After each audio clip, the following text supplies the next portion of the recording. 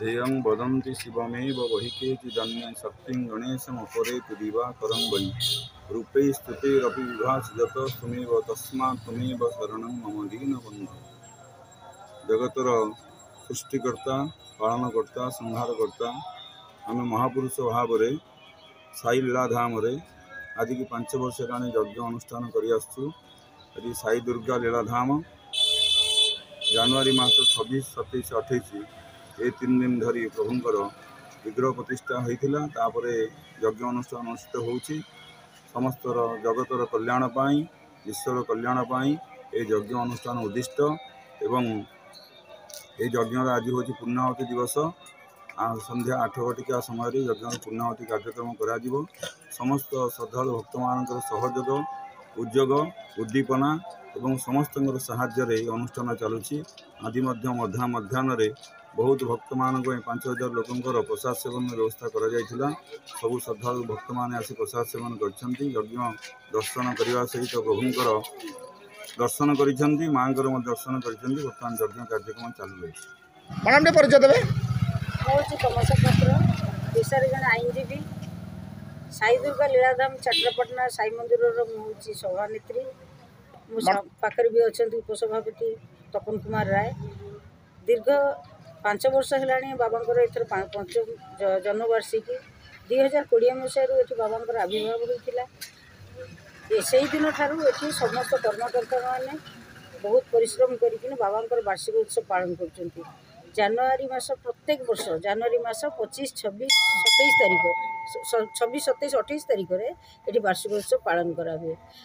सारा जगतर कल्याणकर्ता श्री साईनाथंकर आशीर्वाद ये समस्त काम कार्य सुरखुर चले एवं ये जनहितकर काम सब हुए।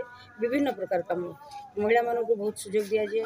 ये महिला मान गोटे सुदृढ़ संगठन भी अच्छी से साहस बल आम ये बहुत भल भाव कार्यक्रम संपादन कर 3 दिन धरिक चले। जनवरी प्रत्येक वर्ष जनवरी मास 26, 27, 28 तारीख ये प्रथम जनवरी 26 तारीख दिन अंकुरोपण हुए। 27 तारीख दिन ये कलश यात्रा हुए। 28 तारीख दिन पूर्णाहुति हुए। ये 5000, 6000 लोकर समागम हुए। आउ किसी समय पर ये पूर्णाहुति आरंभ कार्य संपादन करेंगे। नना मैंने भी आम पाखे अच्छा से सहित भी आप कथा परिचय अनुभूति कौन कौन बाबा बहुत अनुभूति एमती गोटे छोट कथा मुझे दिने सन्ध्या बेले मुझे आलती देखा आसी यहीपटे मानने वर्षा एमती है वर्षा घड़घड़ी सहित जोर वर्षा है लाइन भी पड़ जाए। आम घर मीरपाटना मुझे एका महिला भितर मुझे एका आसी भाविली केमी घरे पिला छाड़ी आसमी जीवी विश्वास करें बाबांकर एत महिमा मो बाबा डाकी बाहरी पलैली जो करेन्ट भी न थाए बाटर मत एमती झुणा बास्ना होता है जे पछक चाहला बेलू मत जमी लगुए बाबा मो सहित आसुँच ठीक जमी घर आगर हो गली बहुत एठू बोधे 2 किलोमीटर खंडे हम जाकि जमी घर दुआर मोर हो जामती वर्षा जोर है मत पूरा अनुभूति है जे बाबा मत नहीं कि घर आगे छाड़ी आसिले से दिन ठार मोर एत विश्वास तापर बाबा पाखे मोर एत कृतज्ञता जे मु जीवन में बहुत कष्ट दुखरे मैंने बाबा को स्मरण तो करके सब डाके पूजा अर्चना करे एमती कि मोर बापा भाई कि मैंने मोर सांगसाथी सब भी भावे बाबा को मो दुख प्रत्येक दिन मो बाबा को सबकि जनाए। मोर 2 झील मोर बहुत विश्वास जे मु बाबा पाखे गुआ बसैला मोर गोटे पुओ भी है बाबा को मुझे ठारू एत आत्मार माने विश्वास मोर आसी जाइए कहीं भी कल्पना करें जे मो अंग मो देह शरीर भितर सब बल बाबा ही बाबा। परिचय मो ना रमेश चंद्र दास कुशनना मुझे प्रभुंर रीतिकांति कर प्रति वर्ष यज्ञ प्रभुंर जन्मवार्षिक यज्ञ उत्सव हुए। 3 दिन धरी अर्पुरा अर्पण मध्याह्न यज्ञ पूर्ण यज्ञ हुए। प्रतिदिन प्रभुंर सकाळ मध्याह्न रात्र प्रभुंर शयन बड़ सिंगार 4 टाइम शिरडी भली प्रभुंर ये पूजा अर्चना कराए। रीतिकांति अनुसार समस्त भक्त समस्त श्रद्धालु ये आसी उपस्थित हुए। प्रति गुरुवार प्रभुंर पूजा अर्चना जोर धूमधाम हुए।